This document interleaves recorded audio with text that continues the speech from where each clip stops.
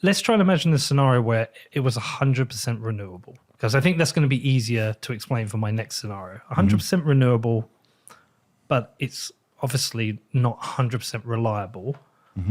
What is the scenario for providing power in that scenario where maybe the wind isn't generating enough or the solar isn't generating enough? Is it with renewables, you do have to have an oversupply, and are we looking at things like batteries to be able to store for these scenarios? So maybe I'll kind of try and take pieces of that. Yeah. Right. So so pretend that all the technology that existed was coal plants, gas plants, and the renewables, and yeah, so that's the mix, right? And so then on this one day, you have all renewables. We're saying the batteries aren't here, demand response isn't here. On a day where it's all renewables, you need to have some type of resource that's there on standby that can provide for that. In power grids, what they do is they model for the largest contingency, right? So like, what is the biggest, oh shit, right? And so they take that and then they take that times 2, right? That's how they model it, right? So the two worst things happen. And so the grid operator will look at the mix and say, hey, we've got this large solar facility online and it's a very large amount, so we need to have at least twice the amount of that kind of as backup. But if you only got wind and solar online, right, you don't have that ability. So what they're gonna have to do is they're gonna say, okay, how much do we need to have? Okay, we're now gonna have to put the generation online, and that generation, the coal or natural gas, has to be online because we need to be able to call on it. And we're gonna curtail the wind and the solar, the excess amount, because we need to be able to, people are learning right now is that, there's been this kind of big push for low cost energy, and they're now kind of switching to saying reliable low cost energy. So reliability is a very big thing. And so for reliability, which is the responsibility of the grid operator, they don't care about price. It's reliability, and they run this auction. They're gonna have this generation that's online that's coal or natural gas, and then they're gonna ask the wind or the solar to essentially disconnect from the grid, curtail, right? So just spill the energy, waste the energy. So that's kind of that scenario. Okay. Now we'll say that you have a grid that is wind and solar, and now you've got, we'll say, batteries, right? And so, so do you mind if I do a frame of just kind of Please this? do. Yeah. Okay. So just I think that we need to reframe, mining. Okay. Right. And there seems to be, it's my observations and part of my opinion is that it seems like a very easy attack vector to come at it from the energy side. It's like, we need to shut it down, right? And so it feels like we are on defense, right? What you mean here, sorry, is that the FUD that comes out is that Bitcoin miners use X amount of energy, the same as Norway uses, and this is a huge waste and bad for the environment. That's right. Yeah. Yeah.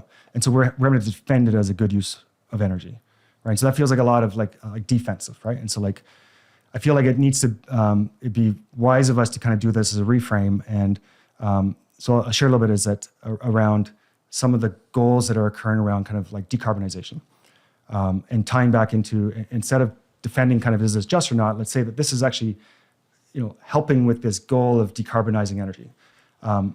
So in the IEA has a net zero emissions report and saying, the world is decarbonizing energy, right? And whether people agree with it or disagree with it, it doesn't really matter because the parade is in motion and it's picking up speed, right? And so what countries are doing is that they're making these large pledges of saying, we are gonna be net zero emissions by 2050. And I think it's something like, out of all the emissions in the world, like 70% has been pledged as this commitment to net zero emissions.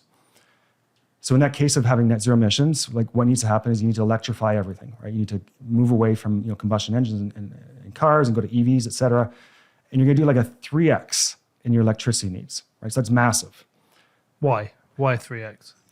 So for the last 10 years, electricity demand has been very flat here in North America, right? But if you're gonna electrify everything, that means that what we use right now for fuel in our cars is now going to go into EV. So you need electricity for the EV, okay, right? Heat that's kind of in building that comes from, say, natural gas is going to be electric, right? So you're creating a massive amount of demand, assuming that you can get that electricity as like low carbon electricity. Okay, I understand, yeah.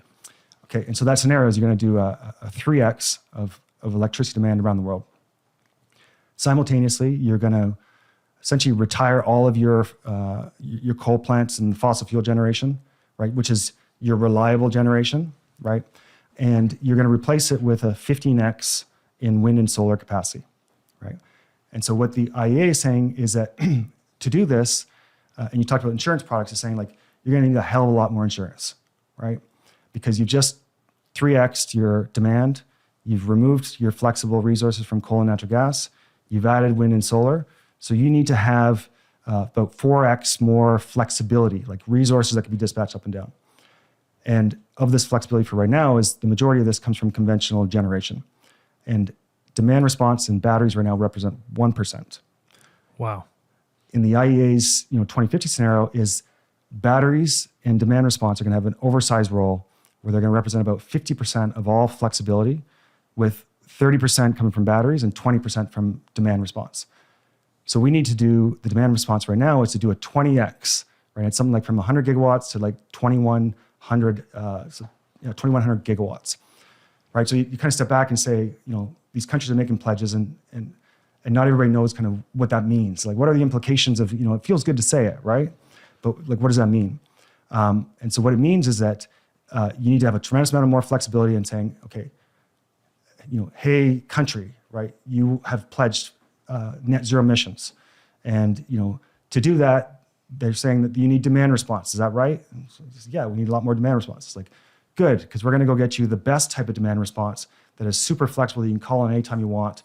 And this is us kind of serving that kind of larger goal of providing flexibility to these grids in transition, that without that flexibility, you can't do it, right? So it's a reframe of saying, instead of making this about Bitcoin's a really good use of energy because right now it's good money, right?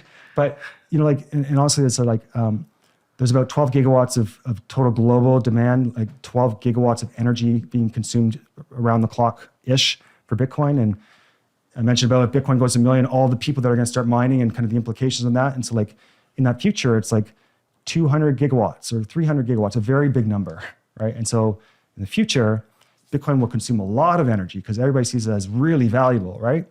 And so wouldn't it be amazing if you could actually turn that narrative from like mining is the sin to like mining semi of a savior, right? Well, we talked about this previously. One of the super interesting things about this is mining has been the sin.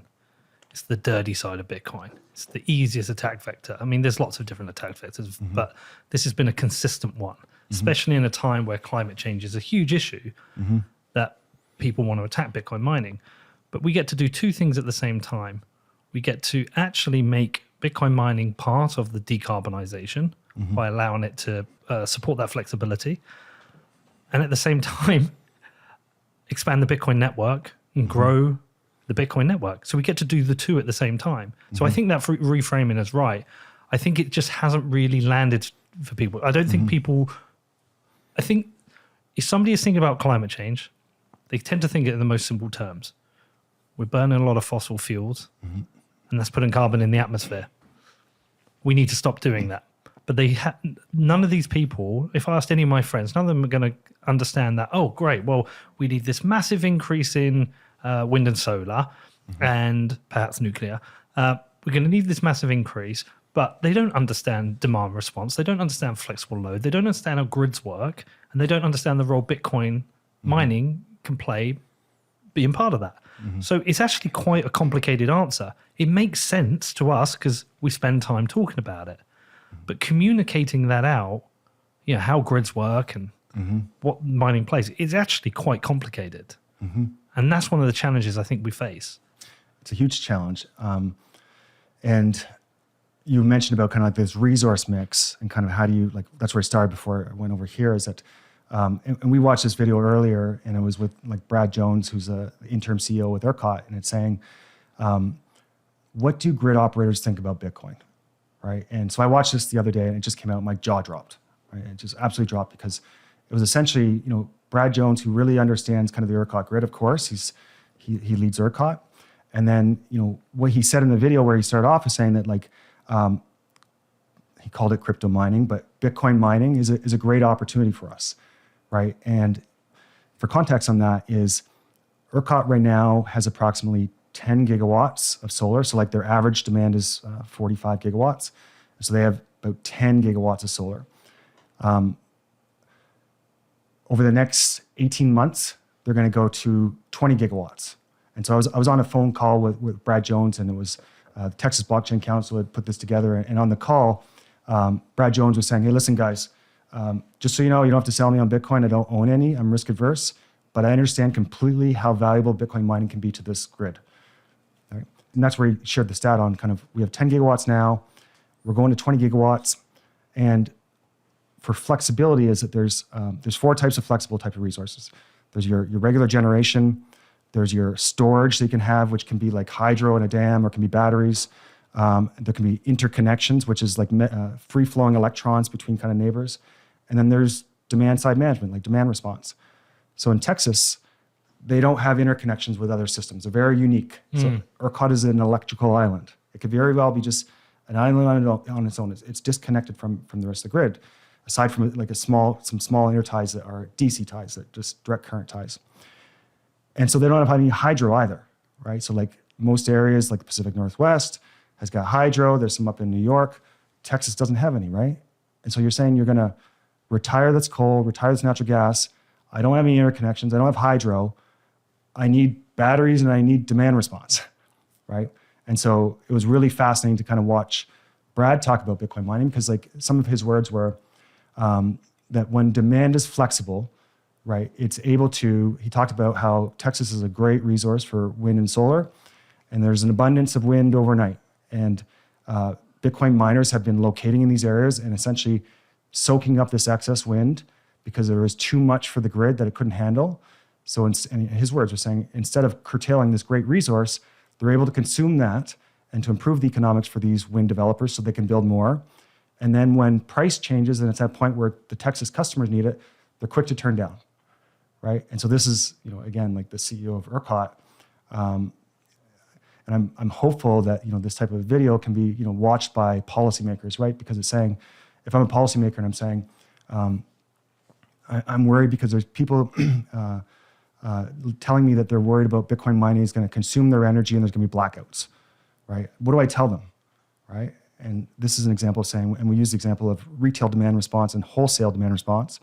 Wholesale is where the grid operator has control of your load and can have flexibility for sending you signals to turn up, turn down, and whatnot.